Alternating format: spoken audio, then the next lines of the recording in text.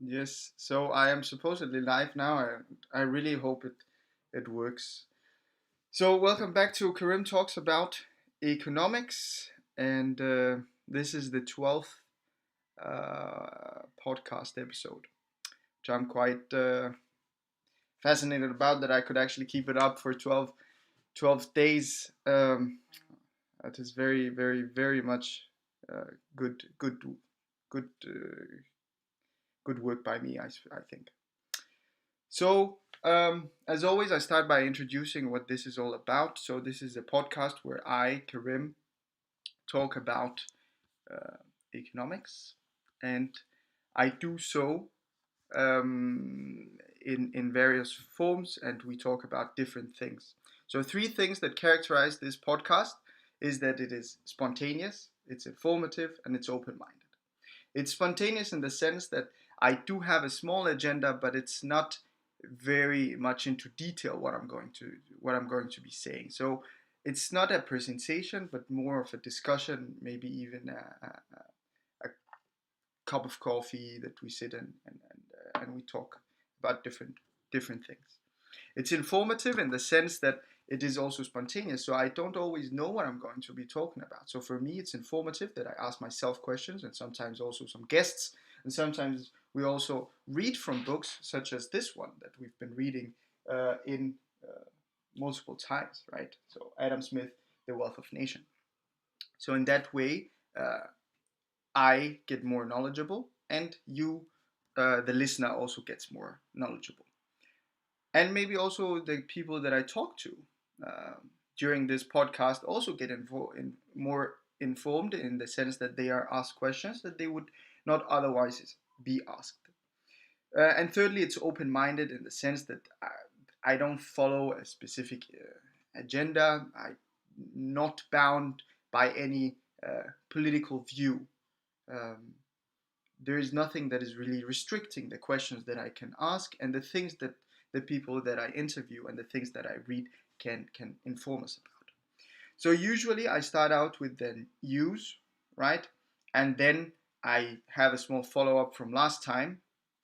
Then I do some reading, or as the 4 previous days we've been lucky to have people joining us in this podcast, which I can tell you, as a spoiler alert, this is also going to happen today, but in a little different different way. And then afterwards, we summarize the things that we've learned, the things that we've discussed with this particular individual, and then at some point we have Q&A session. However, seeing that there's not a lot of people watching this live, it's a little bit difficult to have a Q&A session. However, at some point that will happen, and I will be able to answer your questions live, which is also quite informative, right? So I'm gonna start out with the news, I think, which makes good sense. Let me just try to find my mouse. It's uh, it's hidden somewhere. Okay, I found it. So as always, I share my screen and then I pick up the news. As per usual, we start out with the corona and see, or the corona situation, and we see where we are at this particular time. So yesterday I made a small joke that tomorrow is going to be the 12th episode, and we'll also most likely going to have 12 million cases, which it was a joke, but it did really happen. However, it was very close, so it was something that we expected. But however, it wasn't expected to be this large, because as you can see here at this point in time, 20 it's 8 o'clock in the evening Danish time, and we already are up at 12,277,000, which means that yesterday we had the largest new cases of corona ever recorded in history of humanity, right? And you can also see that the death rate has increased by quite largely. Uh, in the previous podcasts, I've said we're around 550,000, but now we're much more above that, 554,000, right? Um, However, as you can see here, the percentage of the serious critical are still at 1%, and the death rate of the closed cases is still at 7%. So that is kind of promising. However, I do expect that those two numbers to maybe increase in the future, and that is because we see some easing of the measures um, taking to limit the corona crisis in different nations, which I will be discussing because I've seen that in the news. But let's first look at the countries and how they are dealing with it. And here, as per usual, the top 20. You see that yesterday, the United States of America did not only hit 50, but actually they reached much more above that, 61,000 new cases, and actually very much close um, to 62,000. We also see that the death rate has increased, so that that really strengthened the assumption that there exists a lag from being ill and then the fatality rate also increasing. Right. We also see that Brazil is back at 40,000, which again hints to the fact that the past couple of days were only a period in time where they just maybe measured less people than they usually did, and also because it was the weekend and things like that, right? India is stable at the 20,000. However, it is now at the upper part of the 20,000, so 25,000. And Russia is still at 6,000. Peru has now increased quite much. But yeah, and South Africa is below the 10,000, so that's a good thing. But yeah, let's hope that the measures made in those countries will help decrease the numbers even further, right? However, I am a little bit skeptic about the United States and Brazil, and maybe what Fauci said a couple of days ago, that it wouldn't be surprising if the U.S. hit 100,000 one day. That might actually be the reality of their country, right? If they start testing more. I'm going to take up firstly, I think this is Bloomberg, and you see here there's really nothing nothing new here. However, it is more political, and that is that the Supreme Court has backed that Trump has to come out with his he has to show his income taxes or something like that. This is all over the news. I really don't know why. It's not really important in my opinion. It's just a political move for the presidential election that is coming up in November. Will that really affect what's happening? Well, I don't really know. I don't live in the U.S., so I don't know how how much they value this transparency of the income statement of the president. I do remember, however, in 2016 that it was a big deal that he didn't want to show it with Hillary, but however, he did win the election against Hillary. So maybe will it really, the question is, will it affect now? I doubt it. But let's see. Maybe I'm wrong.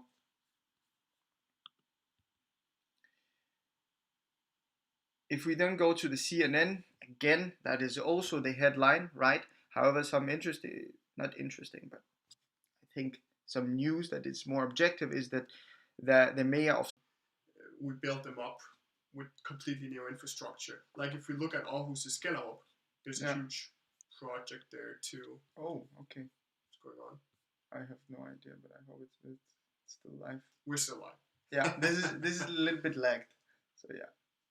Yeah, you see it stopped for a minute, but hopefully then it came back. Yeah, so that's good. That's a little bit annoying, but it is what it is. When you don't have the equipment. Right? Where was I? You said in Gellerup. Yeah, Gellerup is a prime example of a renewal of a whole area. And yeah, we talk a lot about renovation because there's going to be a lot of renovation. We are basically stuck with a tremendous amount of buildings made in the 70s and 80s, and those buildings aren't up to scratch when it comes to installations, energy, and so on. But the point that there won't be any work in 3 years is ridiculous. Yeah. There will always be another Aarhus, what's it called, lighthouse. There will always be another one. Trust me. Okay. Yeah. So Totally. as you said, new houses always have to be built. Of course, because when renovation is not a possibility, and trust me, sometimes renovation is not a possibility, then there is only building new. Yeah. Gellerup, we have some very, very famous situations where the whole Gellerup Park is precast elements. So Yeah. we actually have a lot of info about these walls in my job, and the whole idea of just ripping down the outer shell of the building and then refurbishing it with new construction, that's basically a renovation. Okay. Some of the buildings out there weren't possible to actually renovate because they were so low construction quality compared to today's standards. Okay. So Yeah. that's my basically my main point is that yeah, energy renovations are great when it comes to freestanding single family houses, but when it comes to well, apartment blocks from a certain age, it's usually more economically viable to tear them down and build new. Okay. Um, and that's of course because of these construction standards. Um, I know we've talked about those a little bit, but can you tell us about how what is construction standards really, and is there really a governing body that tells you how to build and how not to build? Of course, the And how Danish. strict is that? It's one of the strictest in the world. Okay. It used to be stricter. We went into a new system in building law in Denmark where we went from acceptance to control. So that basically means that right now you send in all your drawings for an application for, let's say you want to build a family house. So we send in our drawings, our calculations and stuff to the government, and they give you permission to build. Right? Yeah. And then afterwards they can come and say, well, you didn't follow the rules. So it's based now upon them making sure, well, not making sure, but them believing that we follow the rules, and then afterwards us getting punished. Beforehand, it used to be us sending everything in, the government going through everything. Okay, so are they upholding the rules, and then giving us permission. Now we're getting permission, but only if we sign that we follow the rules. And there are some very, very interesting cases where it wasn't followed, and that basically ended up into, well, you have to demolish this house. And that's what happens when, with this new system, that it's more like ansvar, frihed ansvar. What's the English word? Freedom under supervision, something like that. Yeah. I lost a question. It's these building standards, construction standards. Oh yeah, of course. Yeah. Well, that was the government side. We used to have a much more stricter. Of course, it's still strict because we have something called the building regiment that basically outlines everything from sound transmission to insulation to the whole energy calculations of the building.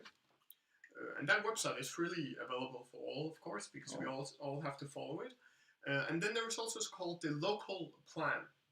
And let's say you live in Aarhus, for example, in one of the suburbs, and you want to build a house, and you want 3 stories. Well, the local plan might not allow you to build 3 stories, because the local plan always supersedes the government's plan. So, and then we go into something different. When we're talking precast elements, there are even more controls and structural safeties in it. We have something we call the quotes of structural safety. And that's not a correct translation, but that's basically the gist of it. And that's basically that we have to account for people doing things wrong in production, for them to be mounted wrong, and for calculation error. Okay. So when a building is built, it has to be so safe that it basically, well, it could be on fire for 5 hours and nothing would happen. Yeah, so safety is a priority. Of course, safety is always a priority.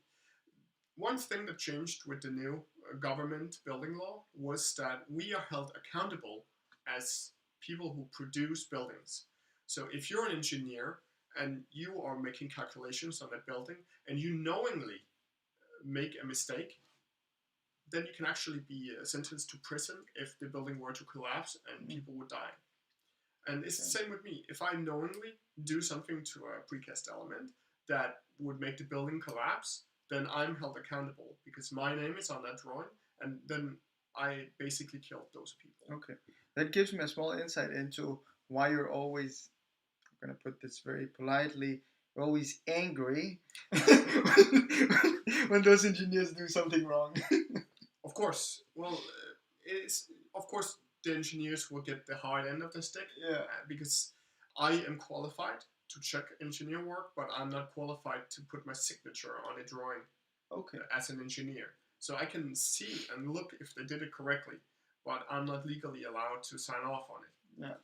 But my name is still on there. And Yeah. let's say it's a stadium in Copenhagen and 50,000 people get crushed. Yeah, that's not nice. No, that's not a good sign. So yeah, I get mad when I get wrong work, and that's just how it is. Okay. Understandable.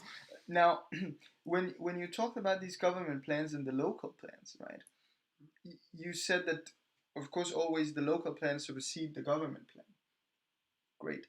Uh, I know in other countries you might be able to, well, if you and then you said, well, you have some example where people build it wrong and then it had to be demolished. Does there exist examples where you get a fine? Yeah, of course. And you of course. can make an agreement with the government to. There's a build something very famous case right in Aarhus. Okay. Bruns Gallery. It's the huge shopping mall and train center, train station. That is built around 1.5 meters too tall that it got permission for. And they only really realized that after they were finished. And it was actually proven that the architect, he knew it. He actually knew that the building was going to be too tall, but he didn't warn anyone or change anything. And that's when it happened that the government started handing on fines, but they realized and they acknowledged that the finished building could not be demolished because it had become what it was.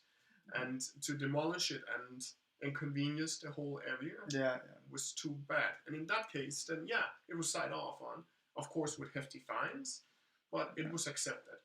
There is more cases like this in Kolding. It's a small town in the southern part of Denmark. We have the same story with a big shopping mall. And for 40 years, that shopping mall kept getting fines every other year because they didn't follow the plans that the government signed off on. Yeah. So for around 40 years before the government said, okay, we acknowledge that this is how it's supposed to be now. Yeah. But of course, you have to follow the rules. Does it ever become unprofitable for these people? Or will the government always make sure that it is kind of profitable, or at least the costs are covered? There are cases where companies go bust and go under because they did something that basically ruined them. Yeah. Okay. There is a very famous main constructor. I don't know how you can translate the word entrepreneur. Yeah. The main entrepreneur. Or something. Yeah, main entrepreneur on the case. I won't say the name, but they are basically a shell of what they were before a specific project in Copenhagen, where they lost upwards of 100 million crowns. Okay, that's a lot of money. Yeah, so it happens. Definitely. Okay, so when I sat down with this civil engineer, we also talked about something else, which I had also heard from another one. So I feel there is some truth to this, which is that the environmental policy has really have started to slip into the constructing industry. I wouldn't say just started. Oh, okay. In my opinion, it superseded the construction process. And that sounds weird, because what the fuck am I talking about? Yeah, let me explain. Okay, explain. Let me explain. Because, so, when I started my education in the building, in the construction field, we had just started really going into the whole, we need to optimize energy, we need to save heat. And back then, the rule was around 250 millimeters of hard rock wool of other insulation material in the walls. And since back then, I have seen an increase of 50% every other year of insulation materials. They keep adding on new requirements for the buildings. Back in 2015, we had a new law from the government where they stated how much heat loss there is supposed to be in a building. Yeah. And since then, we've had 2 revisions of that code, and it keeps getting stricter. Mm. And there is this funny story with an architect I used to work with. And he kept complaining because he told me that he can't really design a house anymore because architects, they love to think about light. You know, how a light comes in a building is basically how the room is going to be used. If you have a room that's dark, it's never going to be an office or a studio or something like that. You have a bright room with big windows, it's going to be great. But big windows are not insulationable. They are basically heat loss transmitters. Okay. And he was bound by having extremely thick walls, upwards of a meter, because you need that insulation materials if you want the big windows. Yeah. But then another thing comes in. Yeah, well, the thick walls are basically blocking light coming through at specific angles. So he always complained that we have to work around these rules that makes buildings more or less unoptimized for use. Yeah. And yeah, that's why I'm saying that I think the energy politics are starting to overtake architectural development in my head. Of course, it's good. We should save the environment, what we do. But we should try and basically make some kind of coexisting with the two.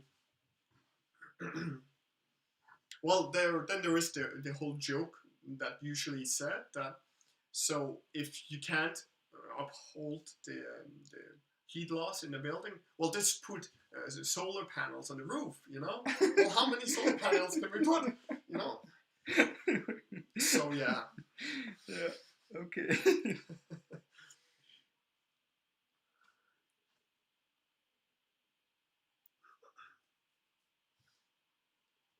Yeah.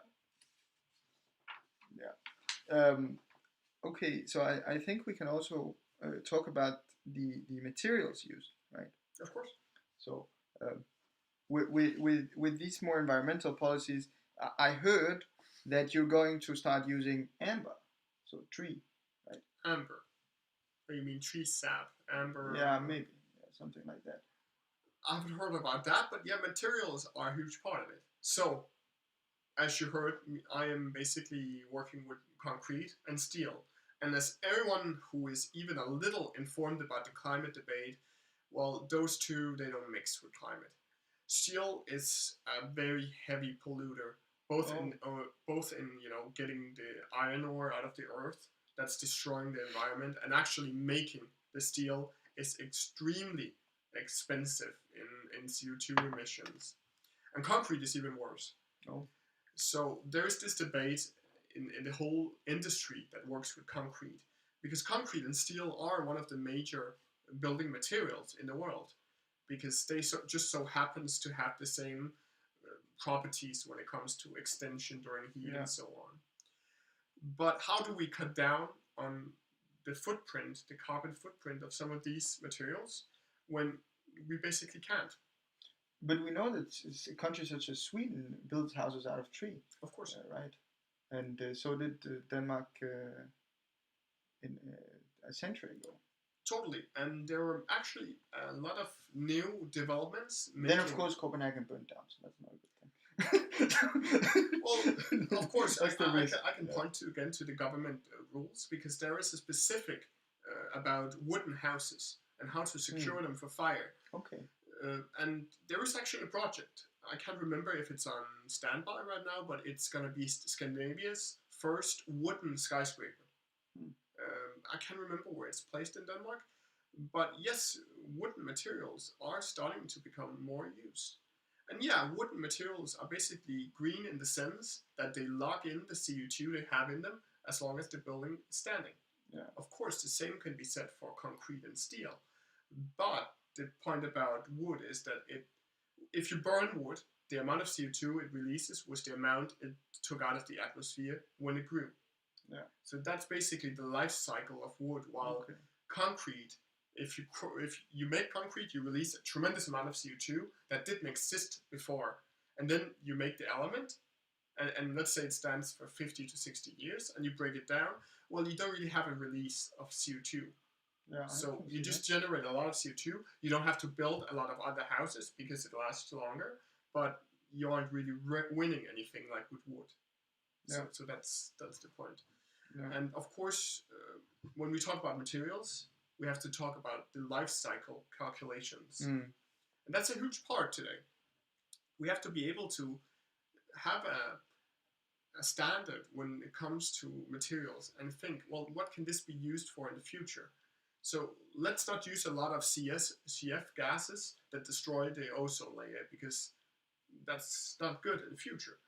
So it's basically trying to find alternatives that work. And yeah, we could probably see in maybe 50 to 100 years the whole industry of concrete dying. Really? Well, it could be replaced by nano tubes that's basically stronger than steel, and there's a lot of candidates that could potentially, let me say, potentially overtake concrete and steel. But that's for the future. I don't know who's right about now. I think what we can do now is we can optimize material use. Yeah. When we use steel, try and think for the future and see if it can be reused in a lesser project known as downcycling, of course. Yeah. Because there is of course recycling, but there's also downcycling and upcycling. When it comes to many materials, we can actually upcycle them after they've been used. What does that mean? Well, upcycle is if you take some kind of an item and you actually make its value more than it was before by making it. Let's say you take a tire, you make it into a swing. Yeah, that's basically upcycling, because you took something that was trash and you made it something that was theoretically better than it was before. So that's an upcycling process. Yeah, and that's what if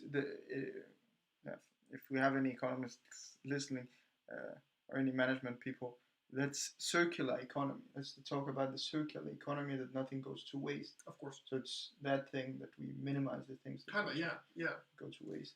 That's what I keep mentioning when we talk about materials, the life cycle, because it's basically like the economy. It's a cycle. Yeah. We kind of have to make everything run around. Yeah. So yeah, that's a good way of saying it. Yeah. Totally. Yeah, here in Denmark, we just take the trash, we burn it, right, and then we actually use the leftovers to pave roads and things like that. So that's quite interesting. And the energy that is produced, that goes to heating the houses and things like that. However, in other countries, they just leave it behind. Yeah. They capture the CO2 by that, don't they? Well, because see, that's a different discussion in this total. Let's say they dig a hole, and this is just something that I'm coming up with. I don't know if anyone is doing this. Dig a hole, throw it in. I know that you have huge dumpsters out there, but let's say they do that and then they fill it up again. Is that better? Well, theoretically, yes. Because then you would have, then you basically have the CO2 locked. Yeah. You would basically be taking, let's say, plastic that's heavily CO2 based, both in production because it comes from oil byproducts, and you would bury this part. Of course, there is some CO2 loss in the production of these materials, but of course, it's more environmental safe to bury them rather than burn them. Okay. And most countries in the world, they don't burn their trash; they bury it. And first world countries, as America, they do it too. Yeah. So there is a point about it. Of course, by burning our trash, we don't pollute, our ecosystem. Yeah. But then again, if we have a desert that's useful for nothing, well, let's dump our trash there. Yeah. But that's a difficult discussion. It's also very difficult for Denmark, right? Denmark doesn't have a lot of space that it can just give away for the trash, right? And then the alternative would be to send it over to another country. So Denmark has been innovative in the way that they have been reusing the trash to something that is quite useful, because we also know that Denmark doesn't have a large amount of oil or like free fossil fuels to burn. So that's an interesting point, actually, also. Yeah, totally. Yeah.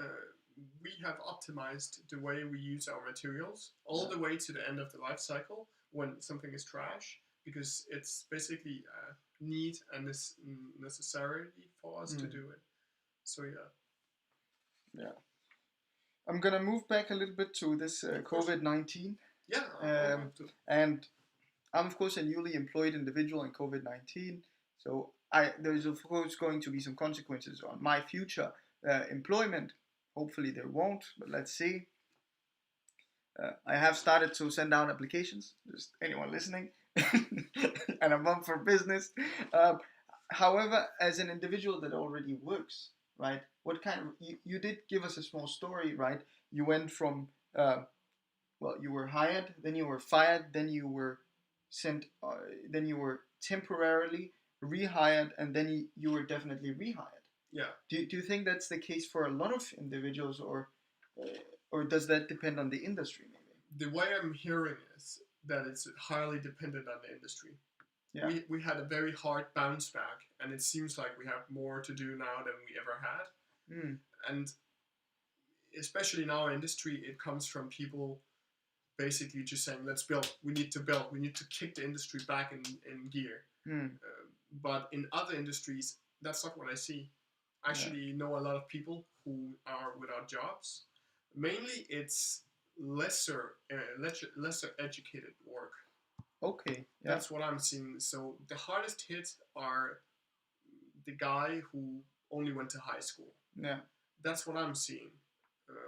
But I don't know if that is the same picture in the whole country. Yeah. Of course.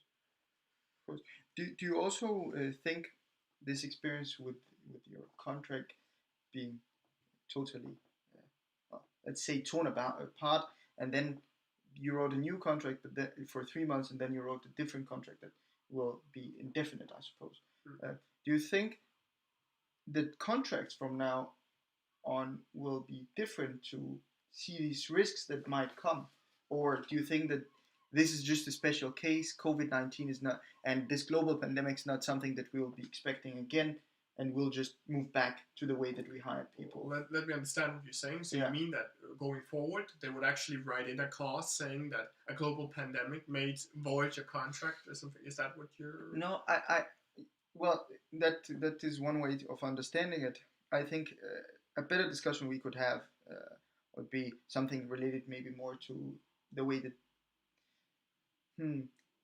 the Danish labor market is built up, the flexibility that you can be hired and rehired faster, and of course this discussion doesn't have to be only about Denmark, but about the globe. So, for instance, we see in the southern part of Europe, there it is nearly impossible to fire someone. And I also saw, or you also told me that people that had been working for a long time, well, they didn't fire them even though they were less productive, just because it said something in their contract. So, do you think that the labor market is going to be more flexible in that regard? I actually don't see that changing in Denmark. I could see that changing in some Eastern European and maybe even, to use an old term, third world countries. I know that's an outdated term, but I could see that actually change in some of those countries. But I don't see it changing because we're very well defended by our different unions and so on. Yeah. So I don't think there's going to be a big change for us when it comes to employment, to be totally honest. Land the job, work for 3 months, and you're safe. They have to cancel your contract by 3 months, something like that. I don't think that's gonna change. Yeah, to be honest. Yeah. But I see where you're coming from. Flexibility for an employer, right?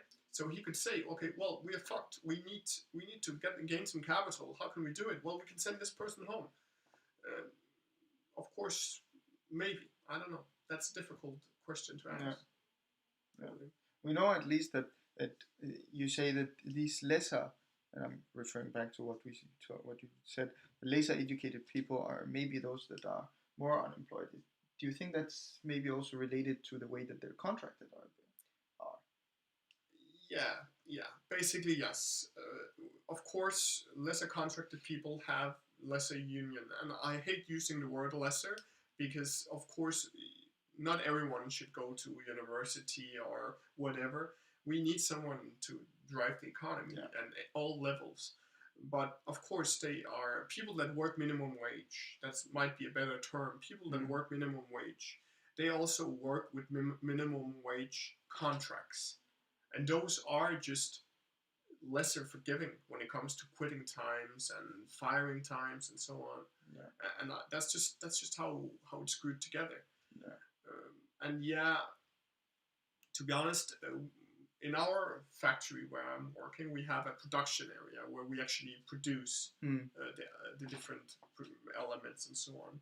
Those people, they are hired basically by horrible contracts, in my opinion. Yeah. So they are working on what we call a quota. It's basically time. They're paid for the amount of work they can do in a specific time. Oh, yeah. And that contract stipulates that they can be sent home, ergo fired in 1 day's warning. And yeah, those people, the minimum salary in that area, those are gonna feel it harder in the future, in my opinion. Yeah. But yeah, it's just because whenever I pick up my phone and whenever I have a notification from Yahoo Finance, which I have on my phone, as you now know, there's always a news about 4,000 people being fired, and I don't think that those people sit in middle management and think in those positions. It's those people that you can easily put out, and also in the aerospace industry, you saw that pilots were not fired, right? They were just put down in numbers of hours worked, and their wages also decreased, right? Of course. So I think basically what companies are doing is they're cutting away the fat they can. Yeah. So the least expensive things to get rid of, they're getting rid of, and that's in all industries. As I alluded to before, I got my firing and was eventually rehired. I was the newest hired employee. I'd been there for 1.5 years. I was objectively the cheapest person to get rid of if you look at raw numbers. And when you sit in management and upper management, of course you aren't looking at the individual and the work output. No, you're looking at the raw numbers. How can we save money and how can we do it fastest? And that's what happened. And I think that's what happened all over Denmark when we talk about employment.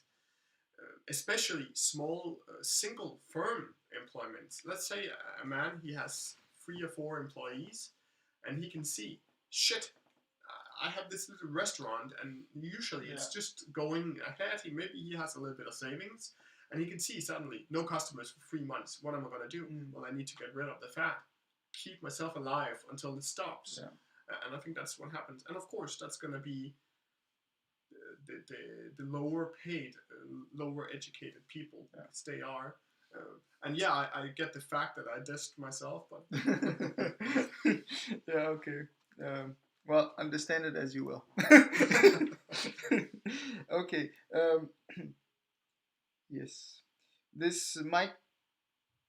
Yeah, let's take the personal stuff at the end, but let's talk about. Let's continue to talk about this COVID, I think. But we are going to change a little bit gears. We're not going to be talking about being fired and being rehired and how firms are doing. Well, it is about how firms are doing, but less of an extent into maybe what's happening inside these firms and to the individuals, but rather about investments. Oh. How now, as you've said it yourself, you're working in the constructing industry, so you're not working in the finance industry. However, you have done some investments, and if I may say so, some quite good investments. And my question would be here, well, how is it that a layman thinks about investing in the stock market? Well, I started out pretty empty. I started getting into the whole stock market about a year ago, and basically I had no willing to... And why did you get into the stock market? Well, of course there is always the discussion, well, I can have a regular savings account where I basically lose to inflation every year, something like that. That's the majority of the idea why I wanted to start investing some of my money, because it's nice to have your money grow, but it's even nicer to just have a savings account that doesn't lose value. So that was the main point of me starting to actually invest. Then the whole COVID-19 happened, And we all remember Friday the 19th of March. Oh, you remember it by day. I do remember it by day because I was actually at the hospital in Odense that day. So that's very easy for me to remember, and it was pretty chaotic. But that day, the stock market, they had the Black, I think it was the Black Friday, they called it again, Okay. because it was terrible. We had one of the week after, we had some of the toughest falls in history. I can't remember the numbers, maybe Karim can, but I don't It's around remember. 30%. It was a lot. Yeah. It was a lot. And suddenly it dawned on me, well, if we invest now that it's probably at the lowest point it can get, of course there will always be a lot to win. Yeah. But as he calls me a layman, I have no idea what the fuck I'm doing on the stock market. I have what I call, I'm a feeler. I sit in a chair and I'm like, I feel this will be a good investment. Of course I do research, but I don't have the expertise of saying, well, I can look at long-term valuations of stocks and so on. I can't do that. So I use my knowledge in my work fields and otherwise. Example-wise, I basically early on I told Karim, invest in rock wool, and it's basically an insulator for building materials, because of what we already talked about. There's going to be a huge increase in renovation, and it's just going to increase.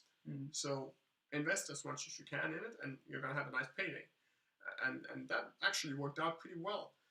You know, when the markets are down, it's easy winning money. Yeah. But keeping your gains long term, I think it's the hardest. But how did you know that this was the low point? Because as you remember, I was more hesitant than you to invest, right? Because I wasn't quite sure that this was the low point, and I had to continue looking at it and listening to experts' views and look at. I get it, and there was a lot of people saying that it's still going to go down. There's going to be a second wave, and to some extent, it is a bit up and down. Yeah, right now. It's quite volatile, yes. Yeah, it's not as we usually know the Danish market. Yeah. We have a stable increase most of the time, but I'm pretty sure we aren't going to get hit by the second wave before the corona vaccine happens. And yeah, that's, again, me being a feely and saying, well, I feel how it's going to be. Yeah. But of course, it's an educated guess. That's my best point. Yeah. So well, it's a good. Now behind the scenes, he did tell me that he didn't listen to my podcasts, so I'm just gonna let you know now. It's a good thing that you haven't listened to my podcast yesterday and the day before then. It's a pretty good thing. But yeah, listen to those, because those are medical experts that talk a little bit about the second wave and whether we're gonna have a vaccine or not. And yeah, I've heard the prospects of the vaccine and the second wave, and yeah, it doesn't look super good, but I feel like at least in Denmark, we have the potential to handle a second wave as we did the first, but better. This time we will be prepared. We won't have to shut down the country as we did the first time. Yeah. So I think we will be insulated at least a little bit against the second wave. Yeah, but it might hit more people than it has. That's true. Right. And what I'm really afraid of is that people that are now traveling out will come back and they would have the disease, especially with the new news, as you saw, Serbia didn't want to make this lockdown, right? And I know that France will also not want to make this lockdown. Of course. Well, a developing story is basically Eastern Europe and their infection rates, which looks terrible. Romania is starting to have a crisis and stuff like that. I wish that the government would make it mandatory to have a corona test when you come home from vacation. Yeah. That's what I would wish people would do. But of course that's not going to happen. Yeah. And I understand why. Not everyone might have access to it. You know, I don't see how, but there need to be some kind of legislation that protects the country. Definitely. Well, we have that in New Zealand, for instance.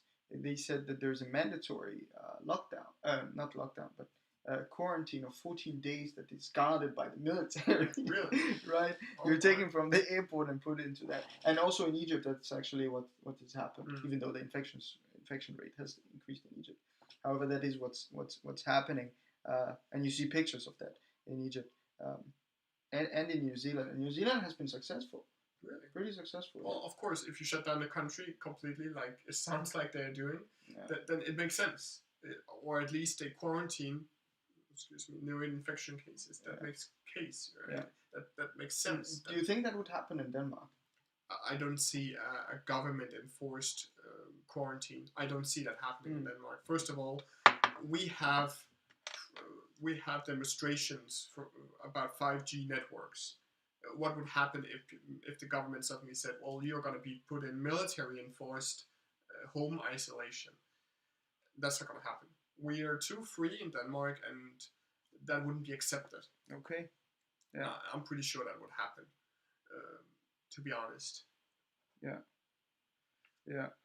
Well, we saw in Spain a couple of days ago, which was up in the news, and now I think it's not in the news because it's now very normal, that a part of Catalonia had to lock down with 210,000 inhabitants. Do you see that happening in Denmark?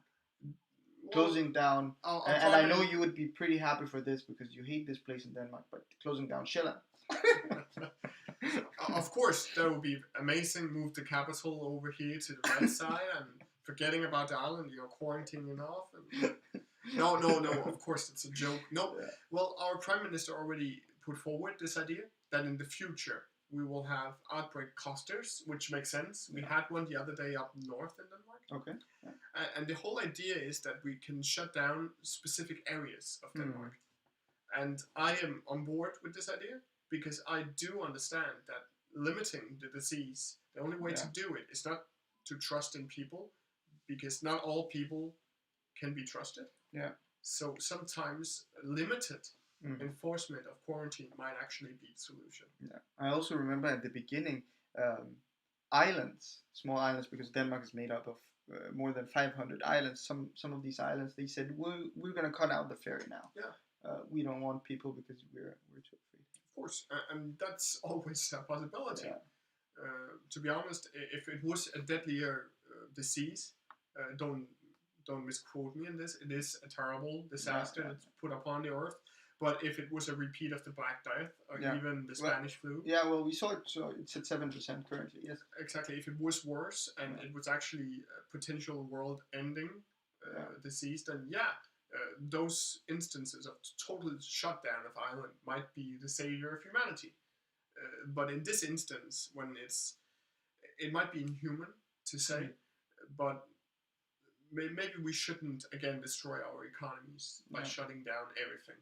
Yeah. But I do get the forced quarantine in certain areas. Okay.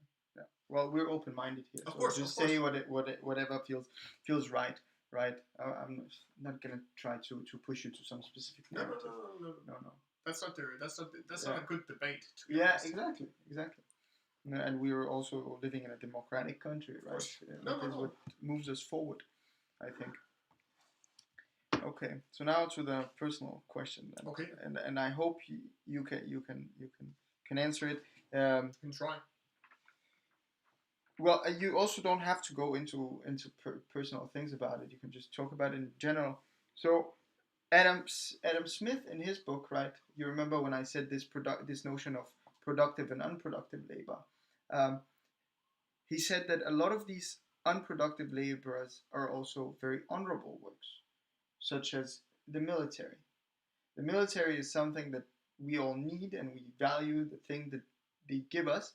However, it's kind of unproductive because it's not something that is tradable. Now, I did have a small discussion on how it might be tradable, but let's take that to the very end, maybe. But what's your view? Do you feel that the military is productive and unproductive, and if so, how? Well, yeah, that's a difficult task. I would defend the military by saying that of course it's productive because it establishes societal defense. It makes people maybe feel more safer in their countries. If you live next to a country that's your historical enemy and you have people to keep those people away, then I could see how it could maybe make some safety feeling against that. But looking at it in raw, broad prospects that we can actually calculate and use, then no, it's not really. It's a drain on society. and especially the government, and that's Yeah. how it's always been. But it's something that's needed. Well, it Yeah. was needed before in previous times. To some extent, military is an outdated idea. Okay. To some extent, in my head, I am not an European Union army person that's gonna argue that we need an army for the European Union because that's an horrendous idea. Mm. Again, it's an open forum. Yeah. But what do you mean that it's outdated? Well, defense of a country is so. What happened after the Second World War was Denmark basically. Well, we swore that we would never become entangled in a offensive war again. Mm. That didn't last that long, but let's not think about that. Uh, the idea is that we need more of a structure of control rather than an army, and I don't know if that makes sense. A standing army is not as useful as it was 20 years ago. There is no real enemy, to be honest. Well, we can point and say North Korea is the enemy, terrorism is the enemy, but those are just buzzwords in my head. Mm. To be honest, Russia is not an enemy anymore. They have never been. They are just trying to safeguard their own borders. Yeah.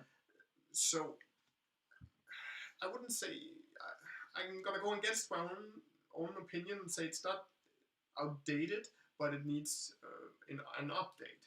We need to refine it, maybe to focus more on tasks that need solved. Because there will always be countries that need a peacekeeping mission. There will always be areas that need counterterrorism. Uh, if it's from leftists or rightists, it can be from everyone. So there is a need. Yeah. Of course, there is a need, but the way it's standing today, and especially in NATO countries, I personally think it's outdated. Okay. So yeah, I don't know if that makes sense. You can ask into it if you want. Yeah. You said it's not necessary to have a standing army. Do we have a standing army? We do. Denmark do have a small professional standing army. And what? But what, are all of them not sent abroad? No. What's meant about a standing army is basically what you have at home. Regiments ready to fight tomorrow if there was a war. And yeah, Denmark still have some 15,000 combat 15,000 combat ready soldiers, around that number in total. And of course that could be refined. In military service there is a lot of infighting, especially for resources, because the government has for 20 years, since the fall of communism and the whole Eastern Bloc, they have slowly been turning the tap off for military spending. Okay. And we all saw that happen a couple of years ago when Trump said, well, enough is enough. America is not going to carry the rest of NATO anymore. Yeah. You need to start spending on your militaries. And that's my point with an update. We need to go away from what we have now, as somewhat largest for our population pool, standing army, to a more professional, highly trained and equipped one. Okay. And of course, it should be divided into different specific areas of expertise. I don't think a war like we saw in World War II or the Cold War is never going to happen again, to be honest. Large Cold War scale wars where tanks face each other is probably never going to happen, in my opinion. Well, at least not in Europe. Okay. At least not in Europe. Oh, of course. South Korea, North Korea could flare. Not in Northern Europe, you mean, or in West Europe, but maybe in East? No? Maybe in the Balkans, but of course there can always be another war in the Balkans, but that's a controversial topic too, so let's jump over that. I don't see it actually happening. Of course, we had a local conflict in Ukraine. Yeah. We had the rebellion and the little green men from Russia basically infiltrating and fighting. But my point is that's not really a war how we usually saw it, because conventional war that I'm mentioning, that our militaries are built for, is large formations fighting against each other in a mobile, moving battlefield. And I don't think you can point to a conflict happening actually in the world where there is maneuver warfare at that point. And that just doesn't exist anymore. Yeah. Well, you can point to the Toyota Wars in Africa, maybe, where we have two less equipped African nations fighting against each other with technicals, basically Toyota cars with machine guns on. Well, that is some kind of mobile warfare, but again, it's not the big mechanized formations we usually would expect. Yeah. So yeah, that was a long tangent. No. But yeah, that's my point. Totally. Yeah. Okay, over to me. Say something. Take it away. I'm rambling. No, it's very good. That's the point of all of this.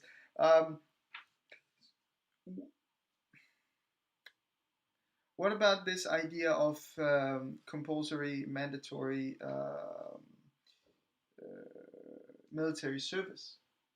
Well, do you think that would be, as you say, a more modern way of doing it, and being able to have a structure in place? So compulsory service generates one thing, and that's disinterest. Let's look at the Vietnam War.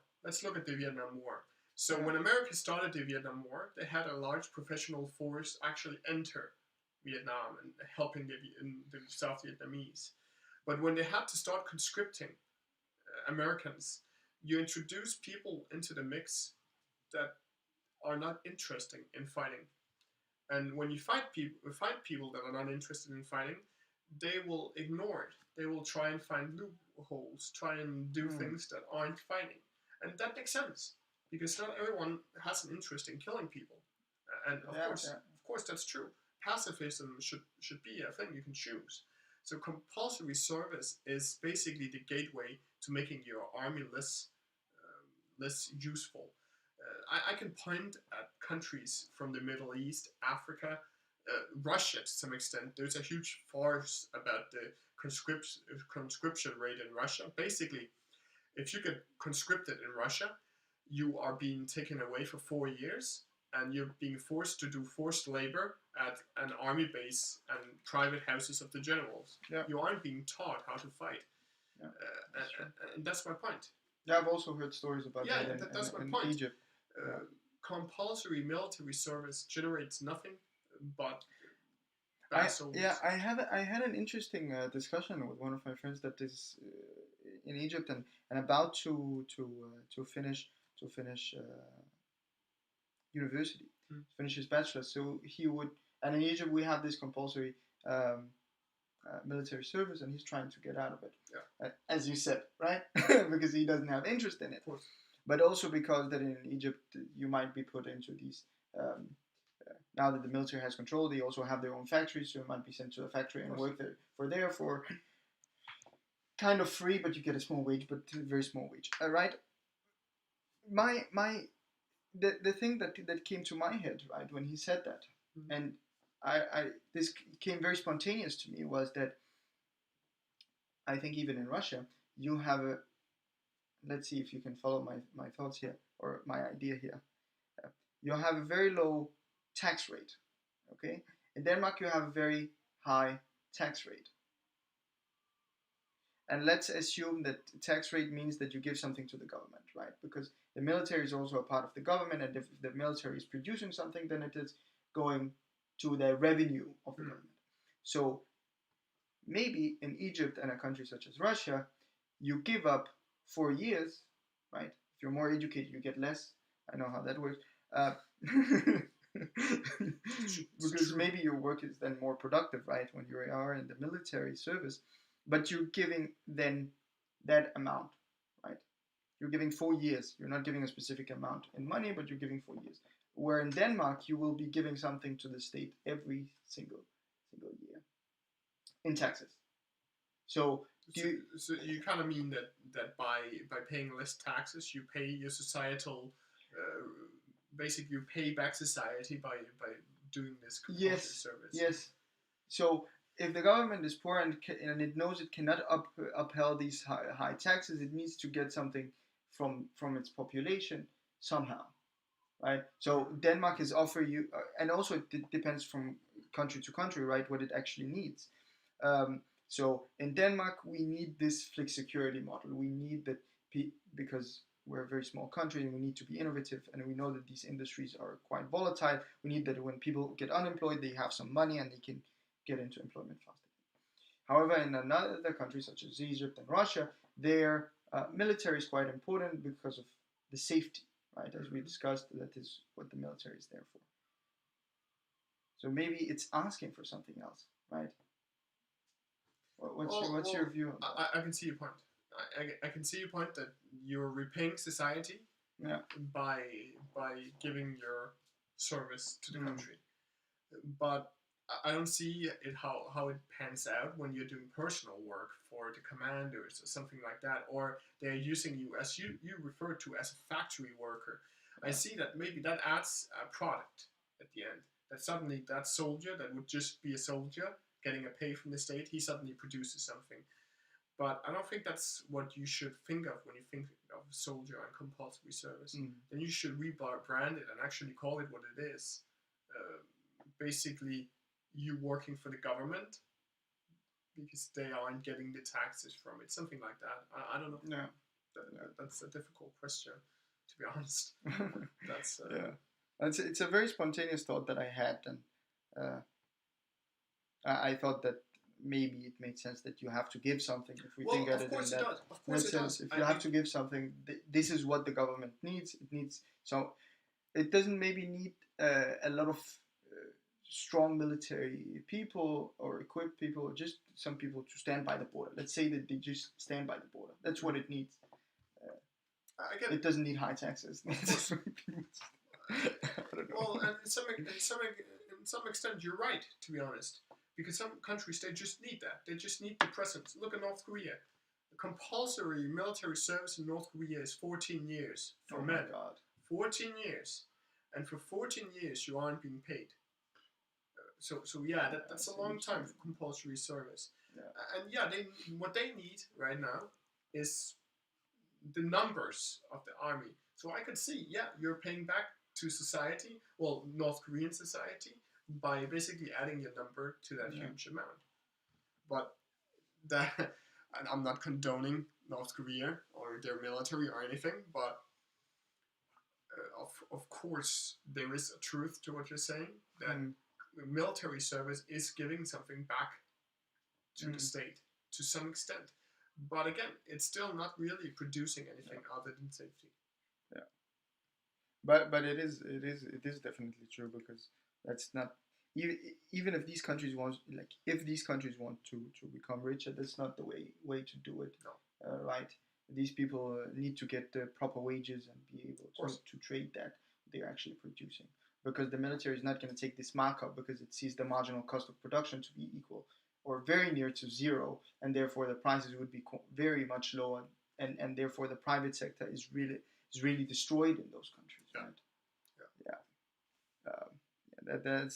That's not good. They see it as a win for now, but it's kind of destroying it in the future.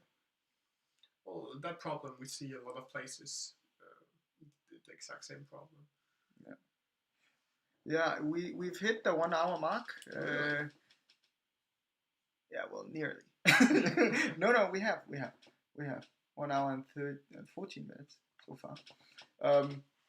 And yeah, usually I have a guest for 1 hour, but it's been very, very nice to talk to you. And maybe you can also tell us about your experience of getting married in these difficult times. Oh. and also maybe how culture maybe okay, no, that's a bad way of putting this question, but maybe you overcoming the cultural barriers that exist when Danish individual has to find a Danish individual, a black person has to find a black person. How is it to be in an interracial relationship, and is that more normal nowadays? Yeah. That's a difficult one. Okay, so I think he's fishing for me to say that I'm married to a Romanian woman. So I think that's what Yeah. you're alluding to, and you're thinking about the difference in both religion and cultural standards between the two of us, and Exactly. Yes. also in accordance to the whole Corona crisis. Yeah. Yeah. I then went back and said, let's take it from the beginning, maybe. Of course, Yeah. no, but well, I can start by saying that the Corona crisis has basically made it impossible to. Well, it did for a while make it impossible to have a real party. Um, it doesn't change the fact that when you have a relationship with someone from another country, there's always going to be difficulty getting all the guests from one side, and that was always an issue for us. Yeah. Culturally wise, that's different. So religions are different. I don't want to get into religion by myself, but I can go into her religion. She's Christian Orthodox. Oh, I did not know that actually. Well, she's not practicing it, Yeah. so she's not religious in that case, but she's officially Orthodox. And with that, there is some incompatibilities with me. So when I went there last time, her grandmother, she of course needed to bless me in that faith, because to her I'm actually Orthodox, because they had to lie and say that I am Christian Orthodox. So there is some accepting. For an instance, when we were there, we kind of had to lie about the fact that we were living together, because that's not acceptable in Eastern Europe at this point when we got married. And there is a lot of differences, and you can feel it, especially with marriage. We have to get a second marriage ceremony. So that's why you're going to Romania. Well, it kind of is. Okay. It kind of is. And that involves going to the church. Yeah. Because some of the people in her family wouldn't Send me actually pictures, accept please. it. I'll try and sneak it. It's hard. It's basically 4 hours of standing up. That's basically what I hear it is. But, well, to be honest, the crisis basically made it an unforgettable experience to get married, because it was so atypical. We didn't really hold a huge party or invite 100 guests. No, we actually had guests that mattered, and we split it up because Corona. So we split it up into 2 parties. Karim, he was actually my best man, as some viewers might know. And we actually split it up into 2 parties, one evening and one day, where we actually would go and get married. The marriage ceremony was sadly only family, because there was a limit on how many people you could take in. It wasn't enforced, however, and that's only something we found out 5 minutes before. It's terrible, but that's government for you. Yeah. The evening party was great. You get to spend time with the people that matters, and to be honest, having a cut-down wedding is much better than having a huge party with 100 people you don't even know. And how I see it is, a lot of people, they make a business out of having a wedding. And especially in Romania. In Romania, there are people you can hire that actually goes in and plans a wedding and makes sure that enough guests are coming so that you are actually earning on it. And to be honest, that's terrible. We always had the idea that we don't really want gifts. If you're going to give us one, we're not going to refuse it. And of course, we're going to be thankful, but we're not going to ask for it, because, first of all, that's not really us. So, it was an experience. Hopefully, the last time I get married, but we'll see. Yeah. Are we out of topics? Yeah. With this cultural thing, when I said that, I know it got a little bit awkward there. It was meant in all good and love. The idea was that in primary school, I read a book how difficult it is, maybe for multiracial couples to be together and things like that. And I just wanted to get a view from one who is actually in such a I'm a great person to ask this. Because let's go back 10 years. I'm a great person. Okay, Trump. I'm a great person. I'm good. No. Let's go back 10 years. Yeah. 10 years ago, I was the best man at one of my friends' wedding. Okay. And this guy I've been friends with since 7th grade or something, like forever, right? And he was getting married to a Hungarian woman. Okay. And at that time, I remember the specific words I told to a friend the evening before. She's just doing it for the citizenship. Right there, right there, you can actually see me being bigoted against this whole concept of people finding someone from another country. And to be honest, I lived by that for a long time, where I thought to myself that, well, when you see Eastern European or an African person with a Danish person, that was actually them trying to get an easier way in.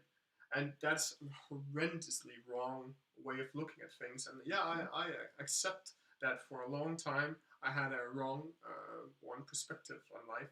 Okay. And it only took me to find my fiance to realize that all those years ago, me standing there in front of the courthouse saying those words to a friend, basically, I spit myself in the face 10 years before, and I suddenly realized how retarded I had been for many, many, many years.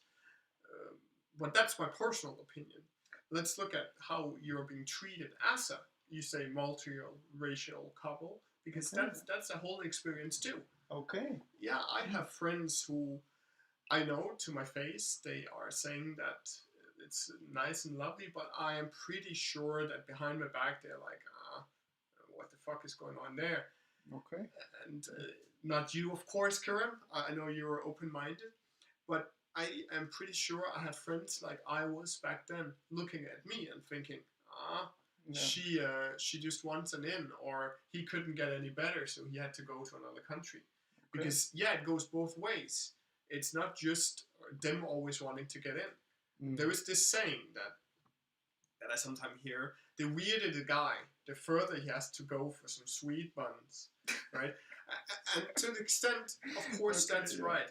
That's right, and it's horrible to say, because yeah, if you're just looking for a partner, there will be people in Siberia that wants to marry you for just a citizenship.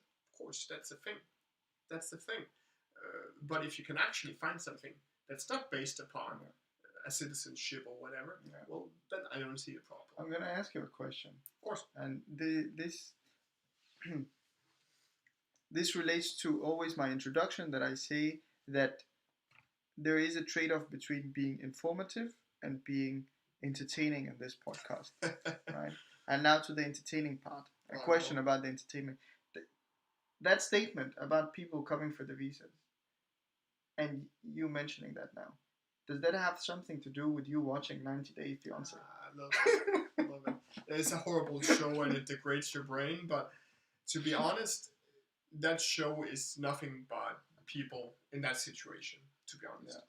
Yeah. And yeah, that's why I'm mentioning it, because it comes to mind when people think of a couple like me and my wife, they immediately think of that. Okay. Well, that's my fear. Yeah. That's not always how it is, but that's my fear, that then immediately think, so she just here for citizenship. Oh, he went there because he couldn't find anything. I don't know. But of course, how can I say it? That is a factor in my opinion. Watching that show, I wouldn't recommend watching it if you have nothing else to do. Try it, but please don't watch all of it because it's terrible. At least pirate it. I'm not condoning piracy. I'm not condoning piracy. Watch the highlights on TikTok. Yeah, TikTok. Yeah, but it has been banned in India. It might be banned in the US soon. Yeah. It should be. Bad business for, because there's a lot of people that are earning a lot of money. I know there are, but we are trying to prove a point to China. So yeah. Yeah, I don't know. Yeah. Okay. I think I've taken too much of your time. Okay. But that's but no, of course I haven't, because you're a good friend, so you're always open to these things. However, it has been an hour, a little over an hour. So I would ask you, do you have any final remarks? Well, not really, no. Unless you have anything. Any motivation for people out there? Well, I look at the Corona crisis as not much as it's not a stopgap. It's basically a temporary thing. Mm. Don't If you're in Karim's shoes and you're on the way out to the job market, don't be scared. Don't think, oh shit, I'm never gonna get a job, because of course you're gonna find a job. Um, this is not as a big deal for the economy, in my opinion, as it could have been. I think we're gonna rebound. I am a person who believes in the V curve. We're gonna bounce back in a reasonable amount of time. So But it has already been a big curve. yeah, That's a I good know thing. that's the point, but You're right. it's gonna continue. Oh, okay. It's gonna continue because we're basically gonna funnel extra funds into Yeah. the economy just to get it going. Okay. So stay on it. Look for a job. Don't get down when you get a what's it called? Rejection. Rejection. Yeah, don't get down. Just keep going. Nothing Okay. comes from nothing. Yeah, okay. So that was Nikki Larsen that we had with us today, and I think he's going to stay here until the very end. As per usual, I will take a small break to go to the bathroom, and then I will be back with the highlights of the things that we talked about and a little summary of what we talked about. And if any questions have come up, I will be answering those. However, I can see that already we have no questions. So it seems as if it's only going to be a summary of what we discussed. And this time, the individual that I talked to is here when I have to do the summary. So he will tell me if I've got something wrong. But for now, see you in a minute or two. You can have you can talk to the camera if you want. What can I talk to?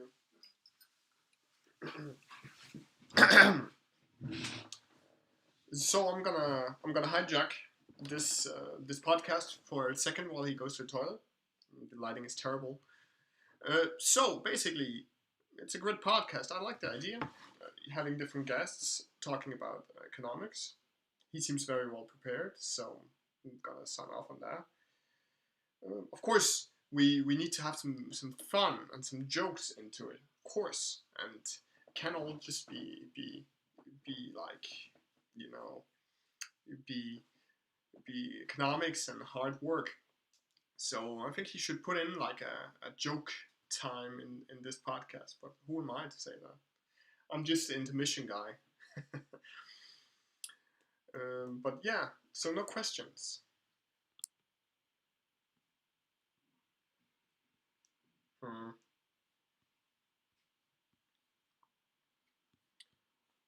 Well, anyway, I won't hijack the. I won't hijack this podcast any longer. I just wanted to say that it's been a pleasure actually being invited, and I hope that some of my insights aren't just rambling, and is actually sort of interesting. Gonna move.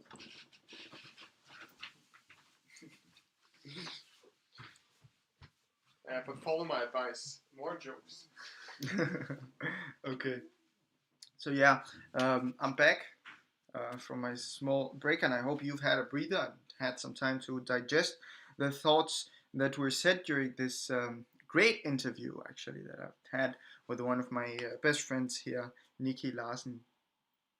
So we started talking about the industry for which that he works in, and that is the construction industry, where he builds um, concrete blocks for houses, right? So in Denmark, we have the case that you can just build these blocks and then you put them on top of each other. So it's kind of a big Lego, right? That's the way that we build houses in Denmark, which is quite an easy way of doing it, and it makes it much faster.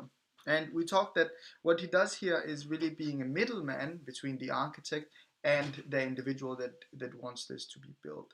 And this way he's adding value to the construction. And we also related that to Adam Smith's idea of productive and unproductive labor that we talked about in page 175, I think, plus minus one page. So yeah, he is producing a product that is tradable, uh, and he earns then the wage for the thing that he produces, and then the rest goes to the owner of the company, the individual that has put the capital into the building. It also goes to taxes. As we know, in Denmark, the taxes are quite quite high. Um, he also said that the effect of COVID has been that uh, that the industrial orders have decreased. Not the houses, not the things that are complicated, but rather the things that goes into in the industrial, maybe warehouses and things like that. And how does this relate to the economy? Well, it goes such that it's the firms that really don't need things, right? And that relates to something that he also said later, that we're trying to cut the fat. So new investments are also some fat that can be toned down, right? So it's investments, suddenly money that you put out for a project for 5 years. Now you suddenly, well, you tore down the contract with the construction company. Now you have this money, right? Money that you had put aside. So that's also a way that companies reacted to the COVID-19. However, he said that we're now almost back at the pre-COVID COVID-19, which might goes to show that company, and also from his personal experience that he was fired and then rehired, goes to show that maybe firms reacted too severely or too quick to the COVID-19 without actually making the calculations behind it. But of course, that is natural in a pandemic when we actually don't know how it will affect us, right? We don't know how many people will be affected, and we don't know how the governments will react. As we saw, some governments have prioritized the health of people, and others have prioritized the economy. Some have locked down, some have not locked down. We talked about that multiple times before. Um, he also argues that while yes, it has picked up now, we might be seeing a lagging effect, right? That a lot of people are now seeing um, they are seeing an environment where they can invest for cheap because these companies might be starving a little bit, so they can build things for cheaper prices. However, in the next year or something like that, they might not see new projects coming in. But that is, of course, only something that time can tell us. He did have an end note where he said that we will probably see a V-shaped recovery. So we might not see this lagging effect, but let's see what time will show. He also said that houses also always have to be built, so that's something that's promising, at least for his industry. Then we went into a divergence, started talking about the construction standards and how tough they are in Denmark, in a country such as Denmark, um, and the idea that you need a permission to build, and there is some freedom under responsibility, and that there is a government plan and a local plan, and that the local plan supersede the government plan, right? Which might a little bit be related to the fact that those people living in the local area knows better than the government, which is a good thing, right? That there exists some bureaucracy, but it's not a bureaucracy that is top down. Maybe it's bottom up bureaucracy instead, which is a good thing. And we always know that this will yield the best results for some things. As yesterday we talked about the health industry, Dr. Bassem, i.e. my father, he said that a top-down bureaucracy approach for the healthcare industry is better than a bottom-up, right? Such that you have standardized instead of the local hospitals. They have to find a way to treat people. Rather, bottom up, bottom down would be better. So that goes to show that there is not one solution that fits all, but we should rather think of industries separate. And for a country to succeed, as we mentioned yesterday, it's about a package. It's not about a specific thing that we can pinpoint. And he said that regardless of what kind of plan we're talking about, whether it's the government or the local, it's the safety that is always prioritized. And it is the people who are constructing the houses that are held accountable. And the way that that happens is that either the building gets torn down, i.e., everything that you've invested goes totally down, and you have to rebuild it, or maybe you go bankrupt, or you get some fines, right? And he mentioned an example where it's not only a lump sum, but maybe it can go year by year, right? So you can divide it up. But at least that is well, to some degree promising, to the people that are investing in new houses. Then we started talking about the environmental policy, and he said that environmental policy have maybe superseded uh, their construction business um, and the architectural integrity of houses. And that is mostly, at least here in Denmark, due to the health laws, heat laws that there are for houses. He said about the things that houses need to be open to lights, or there should be a lot of windows if you want a lot of light in the house and people can be more productive. However, that is very difficult to be allowed because windows are not isolators, right? Which might make some people want to invest in that industry and see if they can produce windows that are heat isolating. I don't know if that's possible, but if I can imagine it, I can do it. And I'm sure that people are investing in that in the industry. And that, of course, also. And then he said, well, we could just put solar panels on the top, right? So we might think of being environmental in a different way. Then he talked about materials and the material life cycle, that we're taking a scientific approach into material life cycle. Instead of just saying we're going to abolish this from being used, we might be thinking about, well, let's see, can we reuse it in 20, 50 years?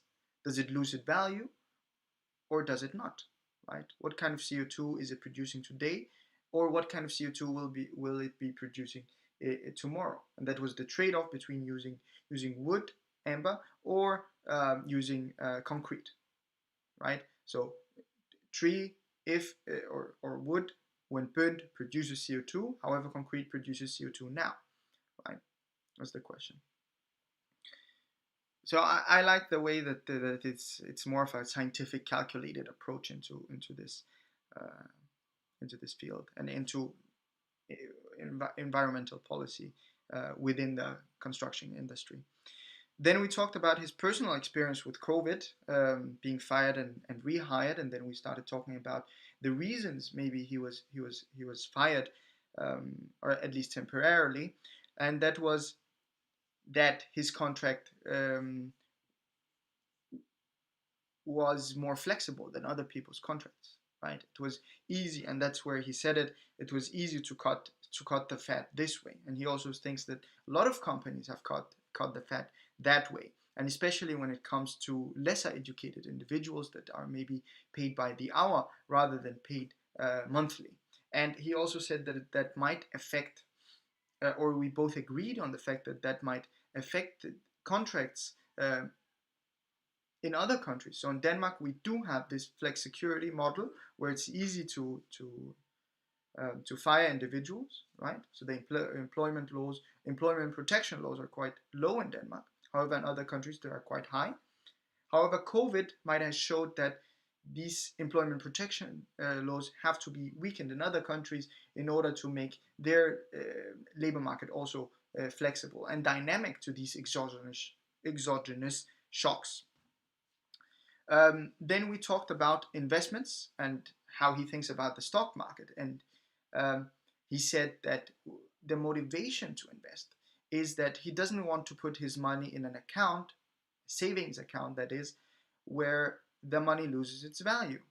And the idea was that inflation comes, but my money in the bank doesn't increase, therefore I'm losing value.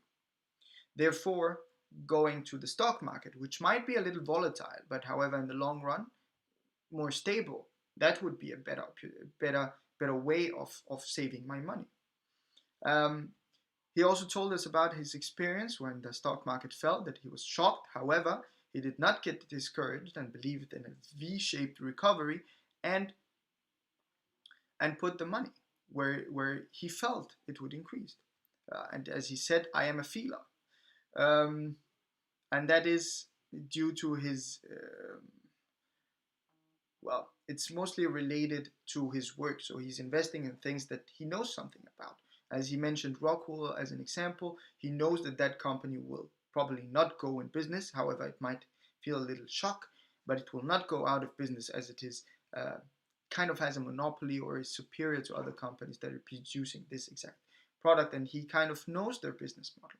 So these layman investors, they might know more about the industry that they are investing in than actual professional finance people that are only looking at the raw numbers.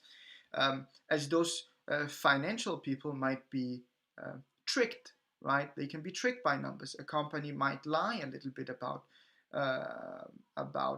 their earnings or the amount of investments or how much an investment will cost. However, an individual that is layman and actually works in that industry might know whether something is realistic or not realistic. Then we went a little bit back to COVID, and we said that Denmark is too free to lock down again. But after which, I asked him a little bit about his military experience and what he thought about the military in general. And he saw military as something that is producing societal defense, something that is making society more safe. However, it's a little bit outdated. He said that it needs reforms, and it needs to focus on specific problems, and those problems may not be solved um, by military intervention, but maybe there's some other forms of solutions, right? So from economics, we know that these economic blockades uh, might be more effective than actually going into the country, and we saw that we see this currently with North Korea, and we see that with Iran. However, how successful has it been? Well, at least it has caused near to no fatalities, or direct fatalities at least. A direct military intervention would ruin that country, and we've seen that with Syria, Libya, Iraq, and many more countries to name a few. Um, okay. He said that we might not need though a lot of people that stand these military people that are standing by, right? We need these dynamic approaches. Then we talked a little bit about mandatory military service, and he saw that as making the military more useless, as people that are not interested in the military would go into the military, and then more effort would be put into disciplining these people, maybe. However, military service should be for those that are interested in these things. And we actually see that to be successful in Denmark, as the waiting for military service, right, is 2 years. So you actually have to wait to get into military, where in other countries you're forced to go into the military and people are trying to get away from it. Then we talked a little bit about military service in other countries that are less wealthy, and how it can be seen as substitute for taxes. However, we agreed that that's maybe not a good approach, as firstly it's a kind of slavery, right? Because those people are not well they are treated as slaves, right? They are given or temporary slaves, maybe, right? For 3 years, or in North Korea 14 years, you get very low wage, but you get your shelter and your food covered, right? And that is basically what slavery was described in the Wealth of Nations. And also, by our discussion, we reached a conclusion that it might be destroying the private sector, as the marginal cost of production is very close to zero and not equal to that of the private sector. Then we went a little bit personal, and we talked with Nikki about the relationship that he has, or the marriage that he has with someone who's not Danish, and how that is. And he said that while there are some barriers, it can work. One of those barriers was religion. Um, and while he did seem a little bit indifferent about the idea of multiple weddings, I know that he might be a little bit happy because he will be celebrated twice. He also sees that it's a bad way of viewing, like weddings are viewed differently in other countries. He says that in countries even as close as Romania might be seeing weddings as businesses for for the individual family, a way of getting gifts, and here monetary gifts, because usually in those countries you either give gold or direct money to the bride. So he didn't see it as that, and that's why if it was up to him, he would just have a small venue with close friends and family. He also acknowledges the fact that some people are bigoted and that he might even have been one of those people earlier in his life.